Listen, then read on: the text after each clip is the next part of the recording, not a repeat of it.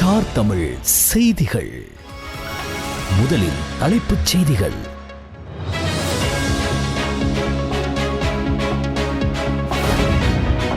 தேசபந்து தென்னகோன் குற்றவாளி என பாராளுமன்றத்தில் அறிவிப்பு.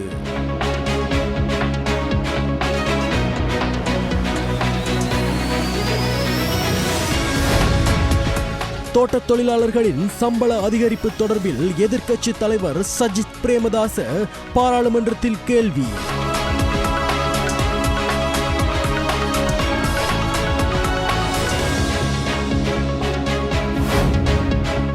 இலங்கை மின்சார சபை தொழிற்சங்கம் சுகையின விடுமுறை போராட்டத்தில் ஈடுபட தீர்மானம்.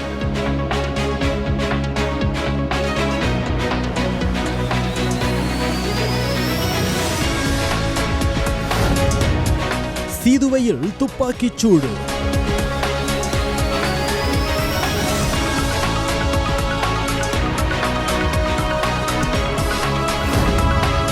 பங்களாதேஷ் விமான விபத்தில் இறந்தவர்களின் எண்ணிக்கை 27 உயர்வு.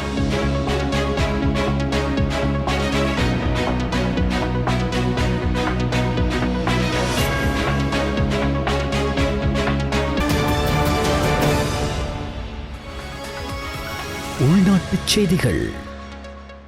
போலீஸ் மா அதிபர் தேசபந்து தென்னகோன் மீதான குற்றச்சாட்டுகள் தொடர்பாக விசாரணை நடத்திய பாராளுமன்ற விசாரணை குழு அவரை அனைத்து குற்றச்சாட்டுகளிலும் குற்றவாளியாக கண்டறிந்து அவரை பதவியிலிருந்து நீக்குவதற்கு பரிந்துரை செய்துள்ளதாக சபாநாயகர் ஜகத் விக்ரமரத்ன இன்று பாராளுமன்றத்தில் அறிவித்தார். இதேவேளை குறித்த அறிக்கையை அச்சிட்டு பாராளுமன்ற இணையதளத்தில் வெளியிடவும் முடிவு செய்யப்பட்டுள்ளது. தேசபந்து தென்னகோனின் தவறான நடத்தை மற்றும் கடுமையான அதிகார துஷ்பிரயோகம் குறித்து விசாரித்து அறிக்கை தயாரிக்க கடந்த ஏப்ரல் மாதம் விசேட விசாரணை குழு ஒன்று நியமிக்கப்பட்டது. உயர்நீதிமன்ற நீதிபதி பிரீத்தி பத்மன் சூரசேன குழுவின் தலைவராக பணியாற்றினார். நீதிபதி நீல் இத்தவல மற்றும் தேசிய போலீஸ் ஆணைக்குழுவின் தலைவர் லலித் ஏகநாயக்க ஆகியோர் குழுவின் ஏனைய உறுப்பினர்களாக பணியாற்றினர். இந்த விசாரணை குழு 10 தடவைகளுக்கு மேல் கூடி சாட்சியங்களை சேகரித்தது. மேலும் 2025 ஜூன் 16 முதல் தினமும் கூடி சாட்சியங்களை பதிவு செய்யும் பணியை மேற்கொண்டது. இதன்படி விசாரணை குழுவின் சாட்சிய பதிவு பணிகள் சமீபத்தில் நிறைவடைந்ததாக தெரிவிக்கப்பட்டது. அதன்படி குழுவின் அறிக்கை சபாநாயகர் ஜகத் விக்ரமரத்னவிடம் சமர்ப்பிக்கப்பட்டு தென்னகோனை பதவியிலிருந்து நீக்க பரிந்துரை செய்யப்பட்டுள்ளது. தோட்டத் தொழிலாளர்களின் சம்பள அதிகரிப்பு தொடர்பில் எதிர்க்கட்சி தலைவர் சஜித் பிரேமதாச கேள்வி எழுப்பினார். நாடாளுமன்றத்தில் இன்று இடம்பெற்ற நாடாளுமன்ற நிலையியற் கட்டளை 1 முதல் 6 வரையின் பிரகாரம் நாடாளுமன்ற அலுவல்கள் மற்றும் வாய்மூல விடைக்கான வினாக்கள் இடம்பெற்ற நிலையில் அவர் மேற்கண்டவாறு குறிப்பிட்டுள்ளார். இதன்போது இந்த அரசாங்கங்கள் பல வாக்குறுதிகளை வழங்கி அவற்றை செய்து வந்தாலும் தோட்டத் தொழிலாளர்கள் தொடர்பில் முற்றிலும் மறந்துவிட்டது. தோட்டத் தொழிலாளர்களின் சம்பள அதிகரிப்பு தொடர்பில் இந்த சட்டமூலத்தில் எவ்விதமான பரிந்துரைகளும் முன்வைக்கப்படவில்லை என்று குற்றஞ்சாட்டிய எதிர்க்கட்சி தலைவர் சஜித் பிரேமதாச அவர்களின் சம்பள விவகாரம் பற்றி உங்களுக்கு நினைவிருக்கின்றதா என கேள்வி எழுப்பினார். அவர்களும் இந்த நாட்டில்தான் வாழ்கின்றார்கள். தேயிலை, ரப்பர், தென்னை போன்ற பெருந்தோட்ட தொழிலாளர்களுக்கு கடந்த அரசாங்கத்தின் மூலம் 1700 ரூபாய் அடிப்படை சம்பளமாக பெற்றுக் கொடுக்கப்பட்டது. ஆனால் 1350 ரூபாய் மாத்திரமே சம்பளமாக வழங்கப்படுகின்றது. இதற்கு ஒரு நியாயமான தீர்வு வேண்டும். ஏன் அவர்களுக்கு இவற்றை செய்ய முன்வராமல் பார்த்து கொண்டிருக்கின்றீர்கள் எனவும் தனது கேள்விகளை முன்வைத்தார். மேலும் எதிர்வரும் காலங்களில் பெருந்தோட்ட தொழிலாளர்களின் சம்பள விவகாரம் தொடர்பில் நாங்கள் கவனம் செலுத்தியுள்ளோம். அவர்களின் 25 வேலை நாட்களை அடிப்படையாக கொண்டு அதற்கு ஏற்றாற்போல் சம்பளத்தை வழங்க தீர்மானம் ஒன்றை முன்னெடுத்து வருகின்றோம். நாளொன்றுக்கான அடிப்படை சம்பளம் 1350 ரூபாய், அத்துடன் 350 ரூபாய் வழங்கப்படுகின்றது. இது மாத்திரம் ஒரு மாதத்தில் 25 நாட்கள் வேலை செய்தால் 33,750 ரூபாய் ஆகும். இது ஏனைய தரப்பினரின் சம்பளத்தை விடவும் அதிகமாகும் என தெரிவித்திருந்தார். இதனையடுத்து எதிர்க்கட்சியின் தரப்பில் இருந்த மனோ கணேசன் உள்ளிட்டவர்கள் கடுமையான எதிர்ப்பை தெரிவித்திருந்தனர். இதன்போது சபையில் சற்று சலசலப்பு ஏற்பட்டமையும் குறிப்பிடத்தக்கது. சீதுவ பகுதியில் நேற்று இரவு நடந்த துப்பாக்கி சூட்டில் ஒருவர் காயமடைந்து ராகம போதனா வைத்தியசாலையில் அனுமதிக்கப்பட்டுள்ளார். சீதுவை ராஜபக்ஷபுரவில் உள்ள 12வது ஒழுங்கை பகுதியில் இரவு 8:15 மணியளவில் இந்த துப்பாக்கி சூடு நடத்தப்பட்டுள்ளது. சீதுவை நகரசபையில் தேசிய மக்கள் சக்தியை பிரதிநிதித்துவப்படுத்தும் நகரசபை உறுப்பினர் ஒருவரின் தந்தையை குறிவைத்து இந்த துப்பாக்கி சூடு நடத்தப்பட்டதாக தெரிவிக்கப்படுகிறது. மோட்டார் சைக்கிளில் வந்த இருவர் துப்பாக்கி சூடு நடத்திவிட்டு தப்பி சென்றுள்ளனர். துப்பாக்கி சூட்டில் காயமடைந்த 55 வயதுடைய நபர் ராகம போதனா வைத்தியசாலையில் அனுமதிக்கப்பட்டுள்ளார். அவர் ஓய்வு பெற்ற ராணுவ வீரர் என தெரிவிக்கப்படும் நிலையில் துப்பாக்கி சூட்டுக்கான காரணம் இதுவரை வெளியாகவில்லை. நீர்கொழும்பு குற்றப்புலனாய்வு பிரிவு மற்றும் சீதுவை போலீசார் சம்பவம் குறித்த மேலதிக விசாரணைகளை ஆரம்பித்துள்ளனர்.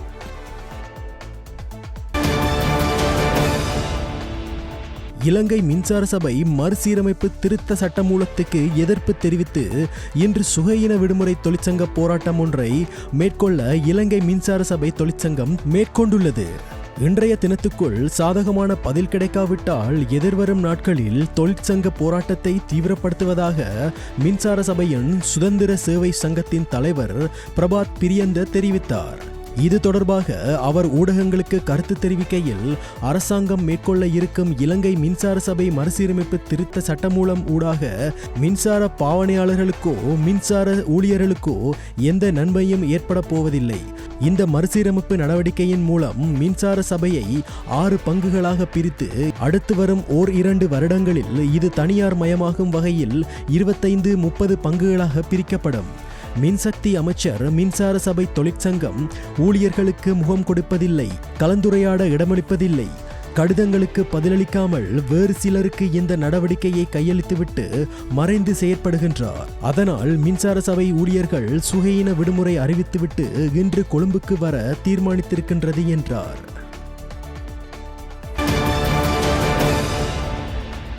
அஸ்கிரி மகாவிகாரை பிரிவின் அனுநாயக்க தேரரின் மறைவுக்கு பிரதமர் கலாநிதி ஹரணி அமரசூரிய தனது இரங்கலை தெரிவித்தார். அதிவணக்கத்துக்குரிய ஆனமடுவை தம்மதசி நாயக்க தேரரின் மறைவு செய்தியை கேட்டு நான் மிகவும் துயரமடைந்தேன். மகாவிகார வம்ச சியோமோபாலி மகாநிகாயவின் அஸ்கிரி மகாவிகாரை பிரிவின் மகாநாயக்கராக வீற்றிருந்த வணக்கத்துக்குரிய உடுகம சத்தர்ம கீர்த்தி ஸ்ரீ தம்மதசி ரத்னபால புத்தரகித மகாநாயக்க தேரர் மற்றும் அஸ்கிரி மகாவிகாரை பிரிவின் சிரேஷ்ட கார்க்க சங்க சபை உறுப்பினர் வந்துரகல ஸ்ரீ ரத்னஜோதி தலைமை தேரர் ஆகியோரின் சீடராக 1976 மே மாதம் 19ஆம் திகதி ஆனமடுவை தம்மதசி எனும் பெயரில் துறவரம் பூண்டார். கொழும்பு குணுபிட்டிய கங்காராம விகாரையின் ஸ்ரீ ஞானேஸ்வர பிரிவினாவில் தனது ஆரம்ப துறவர கல்வியை பயின்று 1979 மே 20ஆம் திகதி அஸ்கிரி மகாவிகாரையின் மங்கள உபோசத்தாகாரத்தில் உடுகம ஸ்ரீ தம்மதசி ரத்னபால புத்தரகித தலைமை தேரர் மற்றும் வந்துரகல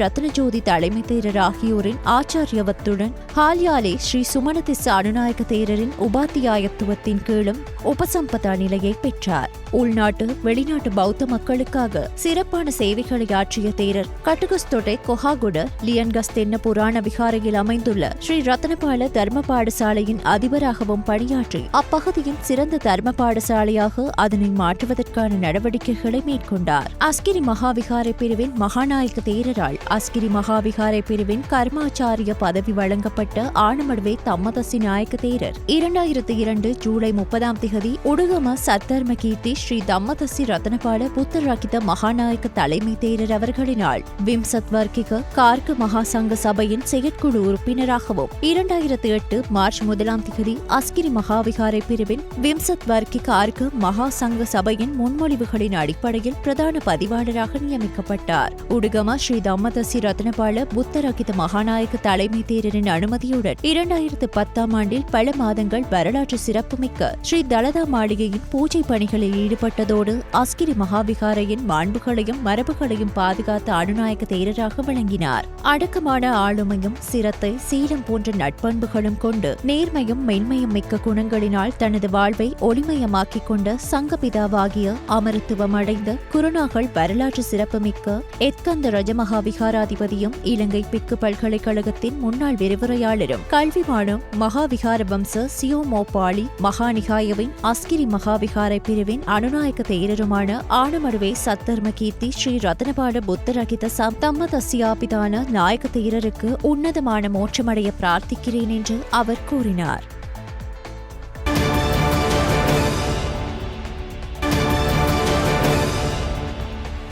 சமூகத்தில் வாழும் மக்களை பாதிக்கும் பிரச்சனைகள், சவால்கள் மற்றும் துன்பங்கள் குறித்து பாராளுமன்றத்தில் உள்ளேயும் வெளியேயும் எழுப்பக்கூடிய அதிகபட்ச குரலை நாம் எழுப்பி வருகின்றோம்.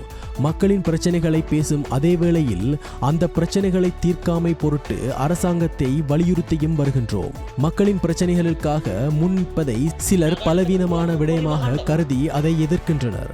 முதியோர்களின் சேமிப்பு கணக்குகளுக்கு அதிக வட்டி விகிதத்தை வழங்குமாறு பேசும்போது, ஓய்வு பெற்றவர்கள் எதிர்கொள்ளும் பிரச்சனைகளுக்கு தீர்வுகளை பெற்றுக் கொடுக்குமாறு பேசும் போதும், இளைஞர்களின் வேலைவாய்ப்பு பிரச்சனைகளை குறித்து பேசும் போதும், அவற்றுக்கான தீர்வுகள் வழங்குமாறு அரசாங்கத்தை வலியுறுத்தும் போதும், பரிசோதனையின்றி விடுவிக்கப்பட்ட 322 சிவப்பு முத்திரை பதிக்கப்பட்ட கொள்கலன்கள் குறித்து கேள்வி எழுப்பும் போதும், மின்சார கட்டணத்தை 33% குறைக்காமை குறித்து கேள்வி எழுப்பும் போதும், அரசாங்க எரிபொருள் விலை சூத்திரத்தை பின்பற்ற மாட்டோம் என வாக்குறுதி அளித்திருந்தாலும் வாக்குறுதி அளிக்கப்பட்ட நிவாரணம் மக்களுக்கு வழங்கப்படாமை உள்ளிட்ட விடயங்கள் குறித்தும் நாம் கேள்விகளை எழுப்பும் போதும், இவ்வாறு கேள்விகளை எழுப்ப விரும்பாத சில தரப்பினரும் குழுக்களும் எம்மத்தியில் இருந்து வருகின்றனர் என எதிர்க்கட்சி தலைவர் தெரிவித்தார். ஐக்கிய இளைஞர் சக்தியின் அனுராதபுரம் மாவட்ட அமைப்பாளரும் பாராளுமன்ற உறுப்பினருமான கௌரவ சுரங்க ரத்நாயகவின் முயற்சியின் பயனாக அனுராதபுரம் யாய 11 பிரதேச வைத்தியசாலையை புதுப்பித்து மக்கள் பாவனைக்கு கையளிக்கும் நிகழ்வில் எதிர்க்கட்சி தலைவர் சஜித் பிரேமதாச நேற்று பங்கேற்றார். இதன்போது எதிர்க்கட்சி தலைவர் சஜித் பிரேமதாச வைத்தியசாலை ஊழியர்களுடன் சுமூகமான கலந்துரையாடலில் ஈடுபட்டு குறைபாடுகளையும் கேட்டறிந்தார். தொடர்ந்து ராஜாங்கனை பிரதேசத்தில் நடைபெற்ற கட்சியின் உள்ளூராட்சி மன்ற உறுப்பினர்கள், பிரதேச செயற்பாட்டாளர்கள் மற்றும் ஆதரவாளர்களுடனான சந்திப்பிலும் கலந்து கொண்டார். இங்கு உரையாற்றும் போதே எதிர்க்கட்சி தலைவர் சஜித் பிரேமதாச இவ்வாறு தெரிவித்தார்.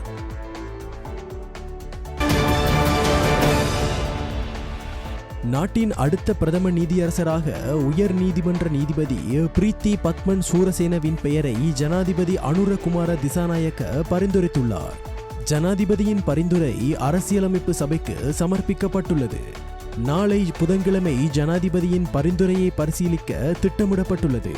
தற்போதைய பிரதம நீதியரசர் ஜயந்த ஜயசூரிய 27ஆம் திகதியுடன் ஓய்வு பெறவுள்ள நிலையில் 25ஆம் திகதி அன்று உயர் நீதிமன்றத்தில் பிரியாவிடை உரை ஆற்றவுள்ளார். நீதிபதி பிரீத்தி பத்மன் சூரசேன நீதித்துறை சேவை ஆணைக்குழுவின் முன்னாள் உறுப்பினர் ஆவார்.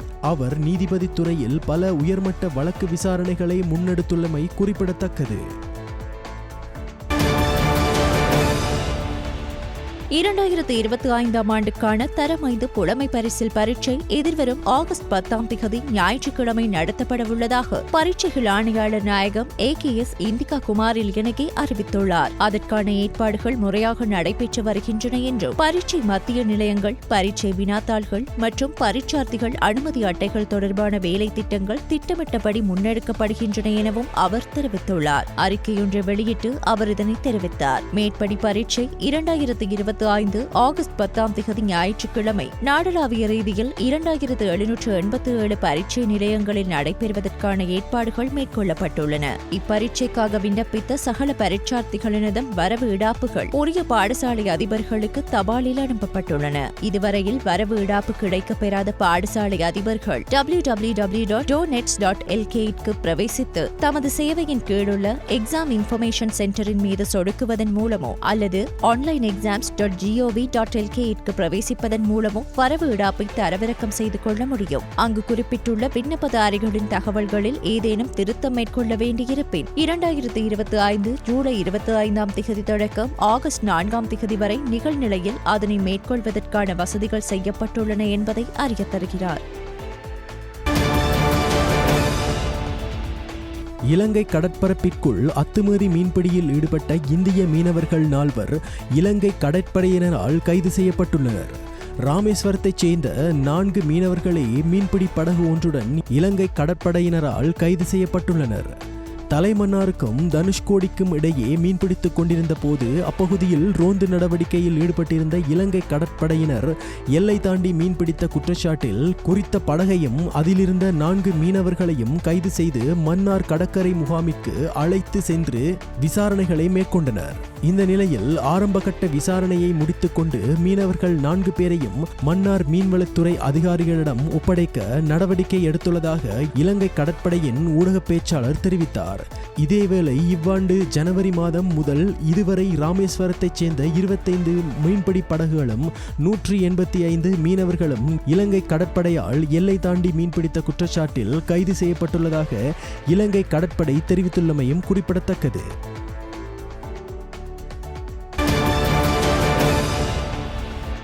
இன்று அதிகாலை 2:50 மணியளவில் கனடாவிலிருந்து தோஹா வழியாக கத்தார் ஏர்வேஸ் விமானத்தில் இலங்கை வந்த 37 வயதுடைய கனேடிய பெண்ணொருவர் கட்டுநாயக்க பண்டாரநாயக்க சர்வதேச விமான நிலையத்தில் 18,123 கிராம் ஹஷீஷ் போதைப்பொருளுடன் கைது செய்யப்பட்டார். இலங்கை சுங்கத்தின் போதைப்பொருள் கட்டுப்பாட்டு பிரிவின் அதிகாரிகள் அந்த பெண்ணின் பயண பொதிகளை சோதனையிட்ட போது சுமார் 181 மில்லியன் ரூபாய் மதிப்புடைய ஹஷீஷ் போதைப்பொருள் கண்டுபிடிக்கப்பட்டது. சம்பவம் தொடர்பான முதற்கட்ட விசாரணைகளை இலங்கை சுங்கத்தின் போதைப்பொருள் கட்டுப்பாட்டு பிரிவு மேற்கொண்டு வருகிறது. கைது செய்யப்பட்ட சந்தேக நபரும் கைப்பற்றப்பட்ட போதைப் பொருட்களும் மேலதிக விசாரணை மற்றும் சட்ட நடவடிக்கைகளுக்காக போலீஸ் போதைப்பொருள் தடுப்பு பணியகத்திடம் ஒப்படைக்கப்படவுள்ளதாக சுங்க ஊடக பேச்சாளரும் மேலதிக சுங்க பணிப்பாளர் நாயகமுமான சீவலி அருக்கொட தெரிவித்தார்.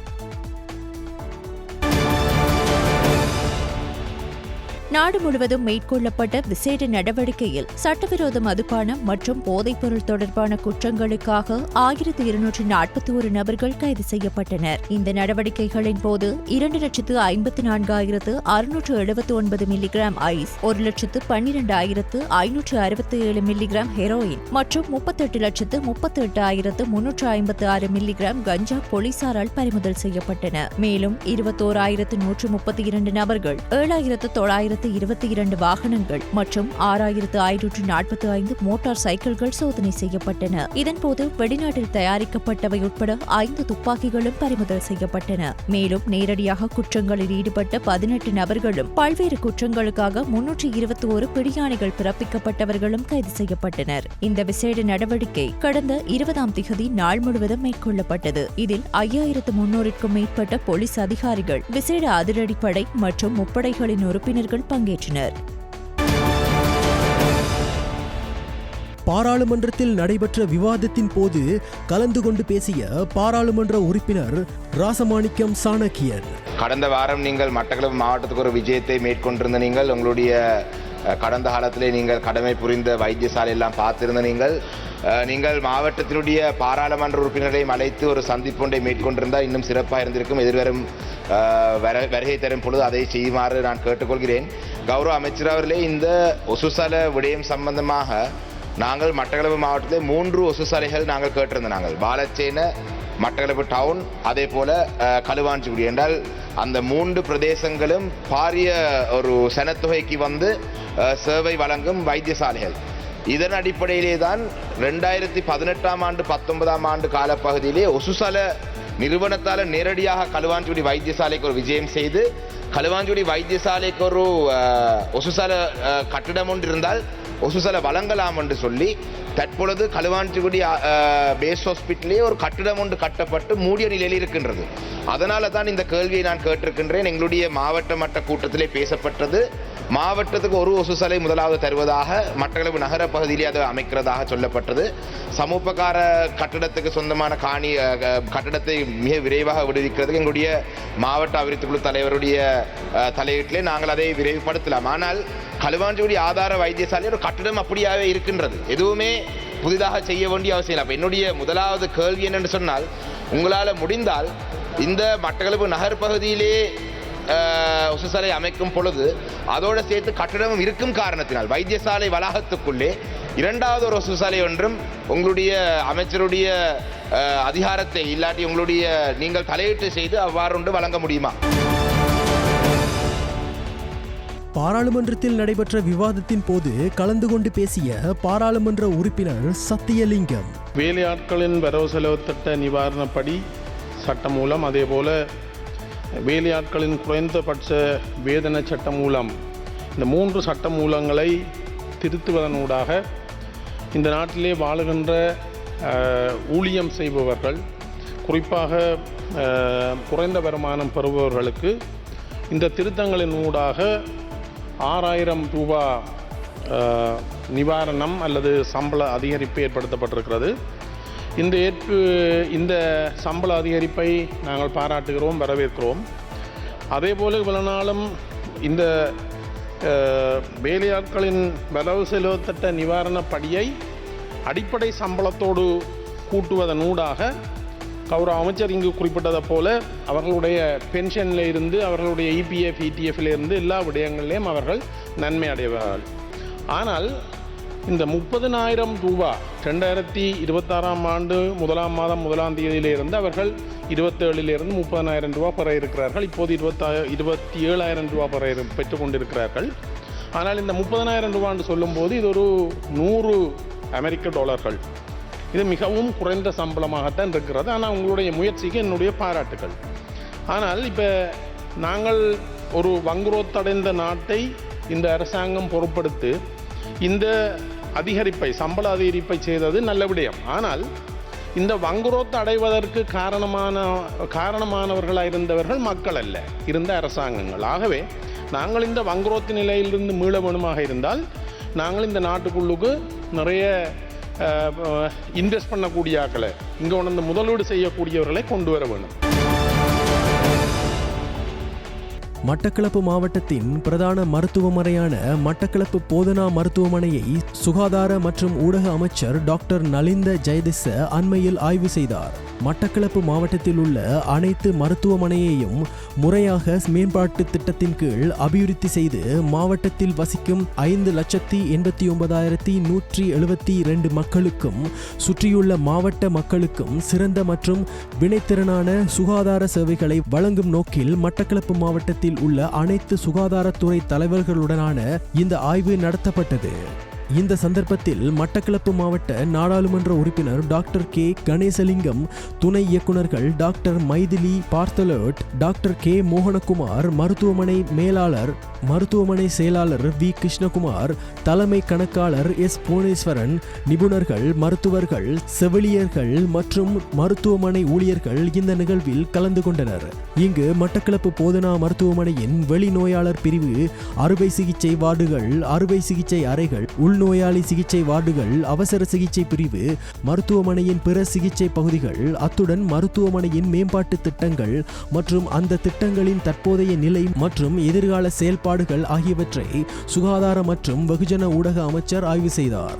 உள்நோயாளிகளின் நல்வாழ்வு குறித்து விசாரிக்கவும் அமைச்சர் நடவடிக்கை எடுத்தார்.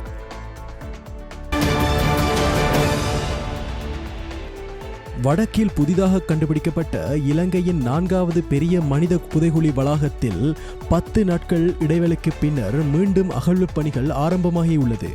10 நாள் இடைவெளிக்கு பின்னர் அகழ்வாய்வின் முதல் நாளில் மேலும் 7 எலும்புக்கூடுகள் புதிதாக அடையாளம் காட்டப்பட்டுள்ளதாக பாதிக்கப்பட்டவர்களை பிரதிநிதித்துவப்படுத்தும் சட்டத்தரணி VS நிரஞ்சன் அகழ்வாய்வு தளத்தில் வைத்து நேற்று திங்கட்கிழமை ஊடகங்களிடம் தெரிவித்தார்.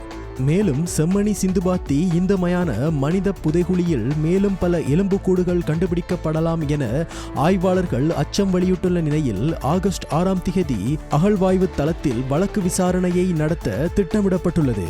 சித்துப்பாத்தி புதைகுழி வழக்கு இன்று சிறிய இடைவெளிக்கு பிற்பாடு 2ஆம் கட்ட அகழ்வு பணியின் 16ஆம் நாள் அகழ்வு பணி ஆரம்பிக்கப்பட்டது.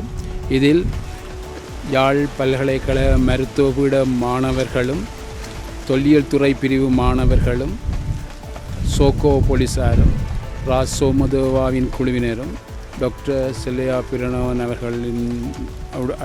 அவர்களுடன் இந்த வழக்கு இன்று கௌரவ நீதவான் ஏ ஆனந்தராஜா அவர்கள் எடுத்துக்கொள்ளப்பட்டது. அத்தோடு இன்று இந்த அகழ்வு பணியின் விசாரணை போலீசாரிடமிருந்து குற்றப்புலனாய்வு பிரிவினருக்கு CIDயினருக்கு அது மாற்றப்பட்டிருக்கின்றது. இன்றைய 16ஆம் நாள் நிகழ்வின் போது முதலாவது புதைகுழியில் சைட் 1 புதைகுழியில் 4 மண்டையோட்டு தொகுதிகள் பகுதியளவில் அடையாளம் காணப்பட்டிருக்கின்றன. அதே நேரம் 2வது புதைகுழியில் 3 மனித ஓட்டுத் தொகுதிகள் அடையாளம் காணப்பட்டு இன்றைய நாளில் மொத்தமாக 7 மண்டையோட்டு தொகுதிகள் அடையாளம் காணப்பட்டிருக்கின்றன. ஏற்கனவே 65 மண்டையோட்டு தொகுதிகள் முழுமையாக எடுக்கப்பட்டது உங்களுக்கு தெரிந்தது. தொடர்ந்து 17வது நாள் அகழ்வு பணி நாளை நடைபெறும். இல்லை, இது ஒரு குற்ற பிரதேசம் என்ற அடிப்படையில் அரசாங்கத்தின் அறிவுறுத்தலுக்கு அமைவாக சிஐடியிடம் பாரம் கொடுக்கப்பட்டதாக கருதுகின்றேன். போலீஸார் தான் அதுக்கான டிஐஜி தான் அதுக்கான நடவடிக்கையை மேற்கொண்டிருக்கிறார். ஜனாதிபதி செயலகம் ஏற்பாடு செய்யும் விஷன் நிகழ்ச்சியில் பங்கேற்கும் வாய்ப்பு அனுராதபுரம் மாவட்டத்தின் பண்டுல மகாவித்தியாலய மாணவர்களுக்கு கிடைத்தது. ஜனாதிபதி அலுவலகம், கல்வி அமைச்சு மற்றும் இலங்கை பாராளுமன்றத்தின் தொடர்பாடல் பிரிவுடன் இணைந்து பாடசாலை மாணவர்களுக்காக செயல்படுத்தும் இந்நிகழ்ச்சி திட்டத்தின் கீழ் மாணவ மாணவிகளுக்கு அவர்களின் கல்வி செயற்பாடுகளுடன் தொடர்புடைய களப்பயணமாக ஜனாதிபதி அலுவலகம், ஜனாதிபதி மாளிகை, கொழும்பு துறைமுக நகரம் மற்றும் பாராளுமன்றம் என்பவற்றை பார்வையிட வாய்ப்பு வழங்கப்பட்டது. இந்த திட்டத்துடன் இணைந்ததாக கிளீன் ஸ்ரீலங்கா வேலை திட்டம் மற்றும் அதன் எண்ணக்கரு ரீதியான பெறுமதி குறித்தும் மாணவ மாணவிகளுக்கு தெளிவுபடுத்தப்பட்டது. சுற்றுச்சூழல் பாதுகாப்பின் அவசியத்தை சுட்டிக்காட்டும் வகையில் அடையாள ரீதியான பரிசாக பண்டுல மகாவித்தியாலய மாணவர்களுக்கு பெறுமதியான மரக்கன்றுகளும் வழங்கப்பட்டன. ஜனாதிபதியின் சிரேஷ்ட மேலதிக செயலாளர் KNM குமாரசிங்க, ஜனாதிபதி அலுவலகத்தின் முப்படைகளின் ஒருங்கிணைப்பு பணிப்பாளர் ஏர் கமடோர் ஆசிரி காலகே, அதன் உதவி பணிப்பாளர் மேஜர் நதீக தங்கொல்ல மற்றும் அனுராதபுரம் பண்டுல மகாவித்தியாலயத்தின் அதிபர், ஆசிரியர்கள், பெற்றோர்கள் குழுவும் இந்நிகழ்வில் கலந்து கொண்டனர். சட்ட நடவடிக்கைகளுக்கு பிறகு நீதிமன்ற சொத்துக்களாக பறிமுதல் செய்யப்பட்ட 15 மில்லியன் போதைப்பொருள் பொதிகள் புத்தளத்தில் உள்ள ஒரு சிமெண்ட் தொழிற்சாலையில் அளிக்கப்பட்டன. போலீசாரின் கூற்றுப்படி 2018 செப்டம்பரில் போலீஸ் மற்றும் இலங்கை சுங்கத்துறையினர் நடத்திய கூட்டு சோதனையின் போது இந்த போதைப் பொருட்கள் கைப்பற்றப்பட்டன. சட்ட நடவடிக்கைகள் முடிவடைந்ததைத் தொடர்ந்து கொழும்பு நீதவான் நீதிமன்றத்தின் உத்தரவின் அடிப்படையில் போதைப் பொருட்கள் தொகுப்பு அளிப்பதற்காக போலீஸ் போதைப்பொருள் தடுப்பு பணியகத்திடம் ஒப்படைக்கப்பட்டது. இதனை அடுத்து புத்தளத்தில் உள்ள ஒரு சிமெண்ட் தொழிற்சாலையில் சிறப்பு போலீஸ் பாதுகாப்பு மற்றும் புத்தளம் நீதவானின் மேற்பார்வையின் கீழ் போதைப்பொருள் பொதிகள் அளிக்கப்பட்டன.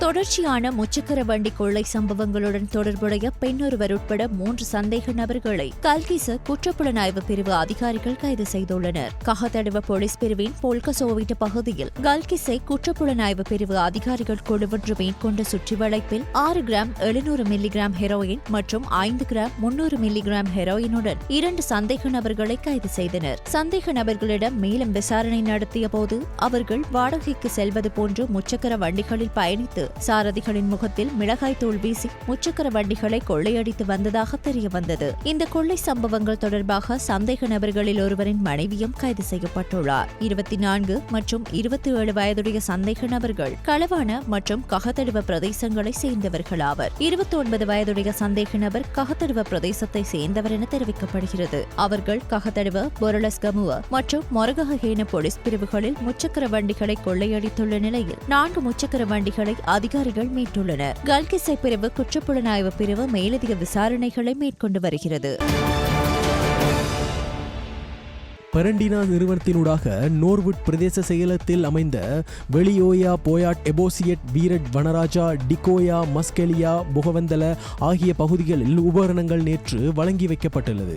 சுயதொழிலை மேம்படுத்தும் இளைஞர் யுவதிகளுக்கான தையல் இயந்திரம், அழகுக்கலை உபகரணங்கள், வெல்டிங் இயந்திரம், வாகனம் பழுதுபார்க்கும் உபகரணங்கள், மின்னியல் உபகரணங்கள் போன்றன 20 லட்சத்திற்கும் பெறுமதியான உபகரணங்களை நேற்று பரண்டினா நிறுவனத்தின் பிரதி முகாமையாளர் திரு BM ரஹீம் அவர்களூடாகவும் நோர்வுட் பிரதேச செயலகத்தின் செயலாளர் திரு கம்லாத் அவர்களும் பரண்டினா நிறுவனத்தின் பிராந்திய முகாமையாளர் திரு சந்துரு ஹட்டன், போலீஸ் அதிகாரி திரு திலக் குணரத்ன, VTA தொழிற்பயிற்சி அதிகாரிகள் பலரும் இந்த நிகழ்ச்சிகளில் கலந்து கொண்டனர். எனவே வாழ்வாதாரத்தை மேம்படுத்தும் பயனாளிகள் மகிழ்ச்சியுடன் இவ் உபகரணங்களை பெற்றுக்கொண்டனர் என்பது குறிப்பிடத்தக்கது. இந்த ஆண்டு 57 திட்டங்களுக்கு இலங்கை முதலீட்டு சபை ஒப்புதல் அளித்துள்ளதாக கைத்தொழில் மற்றும் வணிக அபிவிருத்தி பிரதி அமைச்சர் சத்துரங்க அபேசிங்க தெரிவித்தார். தனது ஃபேஸ்புக் கணக்கில் பதிவு ஒன்றை இட்டு அவர் இதனை குறிப்பிட்டுள்ளார். இந்த திட்டங்களின் மொத்த மதிப்பு 569 மில்லியன் அமெரிக்க டாலர்கள் என்றும் இதில் 507 மில்லியன் அமெரிக்க டாலர்கள் ஏற்கனவே நாட்டில் முதலீடு செய்யப்பட்டுள்ளதாகவும் அவர் குறிப்பிட்டுள்ளார். 2024ஆம் ஆண்டுடன் ஒப்பிடும்போது இது 101% அதிகரிப்பு என்று சதுரங்க அபேசிங்க தெரிவித்தார். இதற்கிடையில் ஜூன் மாதத்தில் பணவீக்கம் சற்று குறைந்துள்ளதாகவும் மக்கள் தொகை கணக்கெடுப்பு மற்றும் புள்ளி விவர திணைக்களம் தெரிவித்துள்ளது. மே மாதத்தில் 0.6% இருந்த பணவீக்கம் ஜூன் மாதத்தில் 0.3% குறைந்துள்ளதாக அத்திணைக்களம் குறிப்பிடுகின்றது. மே மாதத்தில் 5.9% இருந்த உணவு பணவீக்கமும் ஜூன் மாதத்தில் 4.2% குறைந்துள்ளது. இதற்கிடையில் அமெரிக்க வரிகள் தொடர்பான அரசாங்கம் நடத்தி வரும் பேச்சுவார்த்தைகளின் முன்னேற்றம் குறித்து தெளிவான அறிக்கையை வெளியிட வேண்டும் என்று ஐக்கிய மக்கள் சக்தியின் பாராளுமன்ற உறுப்பினர் ஹர்ஷன டி சில்வா வலியுறுத்தியுள்ளார். கொழும்பில் ஊடகங்களுக்கு கருத்து தெரிவிக்கும் போது பாராளுமன்ற உறுப்பினர் ஹர்ஷன டி சில்வா இவ்வாறு கூறினார். இலங்கையில் ஒவ்வொரு 10 முதியவர்களில் ஒருவருக்கு சிறுநீரக நோய் இருப்பதாக இலங்கை வைத்திய சங்கம் தெரிவித்துள்ளது. நீரிழிவு மற்றும் உயர் இரத்த அழுத்தம் ஆகியவை சிறுநீரக நோய்க்கு முக்கிய காரணங்கள் என்று சங்கத்தின் பொருளாளர் சிறுநீரக நோய் நிபுணர் வைத்தியர் உதான ரத்னபால தெரிவித்தார். இது குறித்து மேலும் கருத்து தெரிவித்த சிறுநீரக நோய்க்கான நிபுணர் வைத்தியர் உதான ரத்னபால, சிறுநீரக நோய் நிலைமை இப்போது மிகவும் மோசமாக உள்ளது. ஒவ்வொரு 10 பெரியவர்களில் ஒருவர் சிறுநீரக நோயாளி என்று நாங்கள் நினைக்கின்றோம். அனுராதபுரம், பொலனறுவை மற்றும் கதிர்காமம் பகுதிகளில் நாங்கள் கண்ட மற்றும் கண்டறியப்படாத நீர் தொடர்பான சிறுநீரக நோயை நாங்கள் நினைவில் கொள்கின்றோம். 2005ஆம் ஆண்டு மற்றும் 2015ஆம் ஆண்டிற்கும் இடையில் அது எங்கள் முக்கிய பிரச்சனையாக இருந்தது. ஆனால் இப்போது நிலைமை மாறிவிட்டது. இப்போது நிலைமை என்னவென்றால், சிறுநீரக நோய் முதன்மையாக நீரிழிவு மற்றும் உயர் இரத்த அழுத்தத்தால் ஏற்படுகின்றது. ஆனால் வறண்ட மண்டலத்தில் கண்டறியப்படாத சிறுநீரக நோயாளிகளின் எண்ணிக்கையில் குறிப்பிட்ட குறைவை நாங்கள் காண்கின்றோம். ஒவ்வொரு வீட்டிலும் ஒரு நோயாளி இருந்தால் ஆச்சரியப்படுவதற்கு இல்லை. நீரிழிவு நோயாளர்களின் எண்ணிக்கையை பொறுத்தவரை இங்குள்ள நம்மில் 4இல் ஒருவருக்கு நீரிழிவு நோய் உள்ளது. எனவே அங்கு 10 பேரில் ஒருவருக்கு நீரிழிவு நோய் உள்ளது. இலங்கையில் காயங்களால் ஆண்டுதோறும் 12,000 பேர் உயிரிழக்கின்றனர் என சுகாதார அமைச்சகம் தெரிவித்துள்ளது. காயங்கள் காரணமாக ஆண்டுதோறும் 1 மில்லியனுக்கும் அதிகமானோர் வைத்தியசாலையில் அனுமதிக்கப்படுவதாகவும் சுகாதார அமைச்சகம் தெரிவித்துள்ளது. சுகாதார அமைச்சின் அறிக்கையின்படி 15 முதல் 65 வயதிற்குட்பட்டவர்களே காயங்களால் பெரும்பாலும் உயிரிழக்கின்றனர். சுகாதார நிபுணர்களின் கூற்றுப்படி இவ்வாறான காயங்கள் பெரும்பாலும் முறையான பாதுகாப்பு நடவடிக்கைகள் மற்றும் சரியாக செயற்படுவதன் மூலம் தவிர்க்கக்கூடியவை. குறிப்பாக காயங்கள் ஏற்பட்டதும் உடனடியாக அடிப்படை முதலுதவி அளிப்பது மனித உயிர்களை காப்பாற்றுவதிலும் சிக்கல்களை குறைப்பதிலும் முக்கிய பங்கு வகிக்கின்றது. மேலும் இது தொடர்பில் விழிப்புணர்வை ஏற்படுத்துவதில் ஊடகத்துறையினரும் முக்கிய பங்கை வகிக்க வேண்டும் என அமைச்சகம் வலியுறுத்தியுள்ளது. விபத்துக்களின் மூலக்காரணங்கள் பற்றியும் முதலுதவியின் அவசியத்தை பற்றியும் மக்களிடையே எடுத்துரைப்பது பாதுகாப்பான சமுதாயத்திற்கான கட்டமைப்பை உருவாக்க உதவும் என தெரிவிக்கப்பட்டுள்ளது.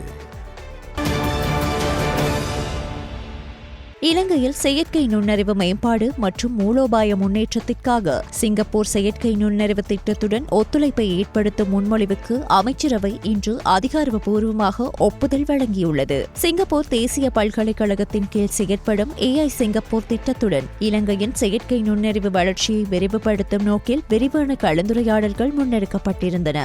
இதன் தொடர்ச்சியாக இரு நாடுகளுக்கும் இடையே புரிந்துணர்வு ஒப்பந்தம் ஒன்றை கையெழுத்திட்டு இந்த ஒத்துழைப்பை சட்ட ரீதியாக உறுதிப்படுத்த அமைச்சரவை அனுமதி அளித்துள்ளது. இதற்கமைய இலங்கையின் டிஜிட்டல் பொருளாதார அமைச்சகம் மற்றும் சிங்கப்பூர் தேசிய பல்கலைக்கழகம் இடையே MOU ஒன்றை கையெழுத்திட ஜனாதிபதி முன்வைத்த யோசனைக்கும் அமைச்சரவை தனது அங்கீகாரத்தை வழங்கியுள்ளது. இந்த ஒத்துழைப்பு இலங்கையின் டிஜிட்டல் மாற்றம் மற்றும் தொழில்நுட்ப முன்னேற்றத்தில் ஒரு முக்கியமான மைல்கல்லாக அமையவுள்ளமை குறிப்பிடத்தக்கது.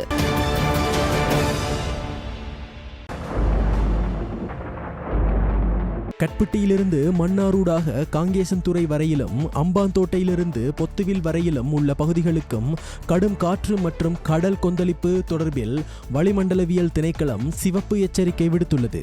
இன்று செவ்வாய்க்கிழமை பிற்பகல் 10 மணி முதல் நாளை புதன்கிழமை பிற்பகல் 10 மணி வரை இந்த எச்சரிக்கை அமுலில் இருக்கும் என திணைக்களம் வெளியிட்டுள்ள அறிக்கையில் குறிப்பிடப்பட்டுள்ளது.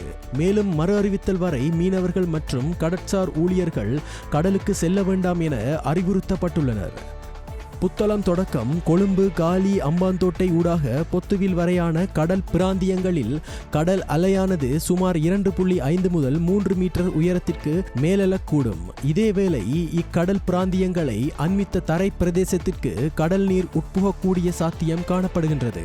ஆகையினால் கடலுக்கு செல்லும் மீனவர்களும் கடல்சார் ஊழியர்களும் விழிப்புடன் கடற்றொழில் நடவடிக்கைகளில் ஈடுபடுமாறு கேட்டுக்கொள்ளப்படுகின்றனர் என குறிப்பிடப்பட்டுள்ளது. ஆகையினால் கடலுக்கு செல்லும் மீனவர்களும் கடல்சார் ஊழியர்களும் விழிப்புடன் கடற்றொழில் நடவடிக்கைகளில் ஈடுபடுமாறு கேட்டுக்கொள்ளப்படுகின்றனர் என குறிப்பிடப்பட்டுள்ளது. வெளிநாட்டு செய்திகள். இந்திய துணை ஜனாதிபதி ஜெகதீப் தன்கர் தனது பதவியிலிருந்து விலகியுள்ளார். உடல்நல குறைபாடு மற்றும் மருத்துவ பராமரிப்புக்கு முன்னுரிமை அளிக்க வேண்டியதன் அவசியத்தை காரணம் காட்டி அவர் பதவி விலகலை அறிவித்துள்ளார். அடுத்த துணை ஜனாதிபதி யார் என்ற விடயம் விரைவில் வெளியிடப்படும் என்றும் தெரிவிக்கப்பட்டுள்ளது. இந்த நிலையில் தனது பதவி விலகல் முடிவை தன்கர் மறுபரிசீலனை செய்ய வேண்டும் என்று காங்கிரஸ் பொதுச் செயலாளர் ஜெய்ராம் ரமேஷ் கோரிக்கை விடுத்துள்ளார். மேலும் குடியரசு துணைத் தலைவர் தன்கரின் திடீர் பதவி விலகல் புரிந்து கொள்ள முடியாத அதிர்ச்சியாக உள்ளது. நீதித்துறை தொடர்பான முக்கிய அறிவிப்புகளை அவர் இன்று வெளியிட இருந்தார். உடல்நிலையில் தன்கர் கவனம் செலுத்த வேண்டும் என்பதில் எந்த மாற்று கருத்தும் இல்லை. இருப்பினும் இந்த முடிவை அவர் மறுபரிசீலனை செய்ய வேண்டும் என ஜெய்ராம் ரமேஷ் தனது எக்ஸ் தள பக்கத்தில் பதிவிட்டுள்ளார். பங்களாதேஷ் தலைநகர் டாக்காவின் உத்தரா பகுதியில் உள்ள மைல்ஸ்டோன் பாடசாலை மற்றும் கல்லூரி வளாகத்தில் பங்களாதேஷ் விமானப்படையின் F-7 DJI பயிற்சி விமானம் விழுந்து நொறுங்கிய விபத்தில் உயிரிழந்தவர்களின் எண்ணிக்கை 27ஆக உயர்ந்துள்ளது. இந்த விபத்து நேற்று பிற்பகல் 1 மணியளவில் நிகழ்ந்தது. அப்போது விமானம் புறப்பட்ட சில நிமிடங்களில் விபத்துக்குள்ளாகி கல்லூரியின் ஹைதர் ஹால் கேண்டீன் கட்டடத்தில் மோதி தீப்பிடித்தது. இந்த விபத்தில் விமானி பிளைட் லெப்டினன்ட் தவ்கீர் இஸ்லாம் சாகர் உட்பட 19 பேர் உயிரிழந்தனர். மேலும் 100க்கும் மேற்பட்டோர் பெரும்பாலும் மாணவர்கள் தீக்காயங்களுடன் பல்வேறு வைத்தியசாலைகளில் சிகிச்சை பெற்று வருகின்றனர். விமானம் புறப்பட்ட உடனேயே தொழில்நுட்ப கோளாறு ஏற்பட்டதாக கருதப்படுகிறது. ஆனால் விபத்தின் சரியான காரணம் குறித்த விசாரணை நடைபெற்று வருகிறது. பங்களாதேஷ் ராணுவம், எல்லை காவல் படை மற்றும் தீயணைப்பு படையின் 9 பிரிவுகள் மீட்பு நடவடிக்கைகளில் ஈடுபட்டன. மாணவர்கள் மற்றும் ஆசிரியர்கள் உட்பட பலர் அவசரமாக வைத்தியசாலைக்கு கொண்டு செல்லப்பட்டனர். மைல்ஸ்டோன் பாடசாலை மற்றும் கல்லூரியில் சுமார் 2000 மாணவர்கள் பயில்கின்றனர். மழலையர் பிரிவு முதல் 12ஆம் வகுப்பு வரை வகுப்புகள் நடைபெறுகின்றன. விபத்து நடந்தபோது மாணவர்கள் வகுப்புகளில் இருந்தனர். பங்களாதேஷின் இடைக்கால அரசு தலைவர் முகமது யூனுஸ் இந்த விபத்தை பேரழிவு என்று வர்ணித்து விசாரணைக்கு உத்தரவிட்டதுடன் பாதிக்கப்பட்டவர்களுக்கு முழு உதவி வழங்கப்படும் என்றும் உறுதியளித்தார். ஜூலை 22 அன்று ஒருநாள் துக்கம் அனுசரிக்கப்படும் என அறிவிக்கப்பட்டுள்ளதாக வெளிநாட்டு ஊடகங்கள் செய்தி வெளியிட்டுள்ளன. சர்வதேச நாணய நிதியத்தின் முதன்மை பிரதி முகாமைத்துவ பணிப்பாளர் கீதா கோபிநாத் பதவி விலக உள்ளார். கீதா கோபிநாத் ஆகஸ்ட் மாத இறுதியில் தனது பதவியிலிருந்து விலகி அமெரிக்காவில் உள்ள ஹார்வர்ட் பல்கலைக்கழகத்திற்கு செல்லவுள்ளார். அங்கு அவர் பொருளாதார துறையில் ஆரம்ப கிரிகோரி மற்றும் அனியா காஃபி பொருளாதார பேராசிரியராக பணியாற்றவுள்ளதாக சர்வதேச நாணய நிதியத்தின் முகாமைத்துவ பணிப்பாளர் கிறிஸ்டலினா ஜார்ஜிவா இன்று அறிவித்துள்ளார். கீதா கோபிநாத் 2019ஆம் ஆண்டு ஜனவரி மாதம் தலைமை பொருளாதார நிபுணராக சர்வதேச நாணய நிதியத்தில் இணைந்தார். கொச்சியிலிருந்து மும்பை சென்ற ஏர் இந்தியா விமானம் தரையிறங்கும் போது ஓடுபாதையை விட்டு விலகியதால் பரபரப்பு ஏற்பட்டது. எனினும் அசம்பாவிதம் ஏதுமின்றி விமானம் தரையிறங்கியது. மும்பையில் கனமழை பெய்து வருகிறது. இந்த சூழலில் கொச்சியிலிருந்து மும்பை சென்ற ஏர் இந்தியா விமானம் தரையிறங்கும் போது ஓடுபாதையை விட்டு விலகி சென்றது. சுதாகரித்துக் கொண்ட விமானி விமானத்தை பாதுகாப்பான நிலைக்கு கொண்டு வந்தார். அசம்பாவிதம் எதுவுமின்றி விமானம் நிறுத்தப்பட்டது. ஓடுபாதையில் சிறிய சேதம் ஏற்பட்டதாக அதிகாரிகள் தெரிவித்தனர். இதுகுறித்து ஏர் இந்தியா விமான நிறுவன செய்தி தொடர்பாளர் தெரிவித்ததாவது, விமானம் தரையிறங்கும் போது கனமழை காரணமாக ஓடுபாதையிலிருந்து விலகியது. எனினும் விமானி பாதுகாப்பாக விமானத்தை தரையிறக்கினார். அனைத்து பயணிகளும் பணியாளர்களும் பாதுகாப்பாக உள்ளனர். விமானத்தில் ஆய்வு செய்யும் பணி நடந்து வருகிறது. சிறிய தாமதங்களை தவிர வேறு எந்த விமான சேவைகளும் பாதிக்கப்படவில்லை. இவ்வாறு அவர் கூறினார். கடந்த சில தினங்களாக மும்பையில் கனமழை பெய்து வரும் நிலையில் விமானம் தரையிறங்கும் போது ஓடுபாதையை விட்டு விலகியதால் பயணிகள் அச்சமடைந்தனர்.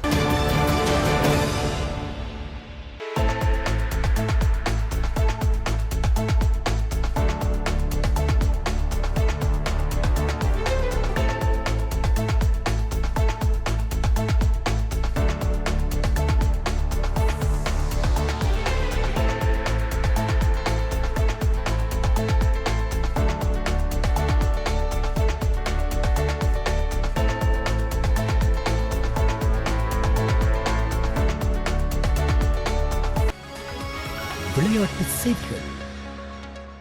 இந்திய கிரிக்கெட் கட்டுப்பாட்டு சபையானது 2024 நிதியாண்டில் $113 கோடி வருமானம் ஈட்டி சாதனை படைத்துள்ளது. இதில் IPL மூலமான வருமானம் முக்கிய ஆதாரமாக உள்ளது என புள்ளி விவரங்களின் மூலம் தெரியவந்துள்ளது. அதன்படி IPL மூலமாக BCCIக்கு கிடைத்த வருமான பங்கு மட்டும் $66 கோடி உள்ளது. மேலும் மகளிர் பிரீமியர் லீக் மற்றும் உலகளாவிய உரிமைகள் ஒப்பந்தங்கள் உள்ளிட்டவை மூலமாக $1.6 கோடிக்கு அதிகமான வருமான ஆதாரத்தை BCCI உருவாக்கியுள்ளது. IPL அல்லாத ஊடக உரிமைகள் மூலமாக மட்டும் BCCIக்கு $4.19 கோடி வருமானத்தை ஈட்டியுள்ளதாக புள்ளி விவரங்கள் தெரிவிக்கின்றன. இந்த வருமானம் சர்வதேச கிரிக்கெட் போட்டிகள் மற்றும் ரஞ்சி கிண்ணம், துலீப் கிண்ணம் உள்ளிட்ட உள்ளூர் போட்டிகளுக்கான ஒளிபரப்பு உரிமங்களிலிருந்து கிடைத்ததாகும்.